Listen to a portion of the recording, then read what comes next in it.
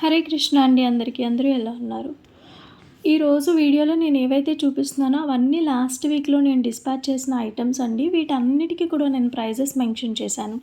అయితే ఈరోజు నేనిచ్చే major Tipu, request ఏంటి అంటే, మీకు ఆన్‌లైన్‌లో చాలామంది ఇలా మెటీరియల్స్ సేల్ చేస్తున్నారు కాబట్టి అందరివి క్యాటలాగ్స్ ఉంటాయి. ఐటెమ్స్ చెక్ చేసుకోండి. ప్రైజెస్ చెక్ చేసుకోండి. ఎవరైతే మీకు కరెక్ట్ అనుకుంటారో, మీకు మంచిగా అనిపిస్తారో వాళ్ళకి మాత్రమే క్యాటలాగ్ సెండ్ చేయండి.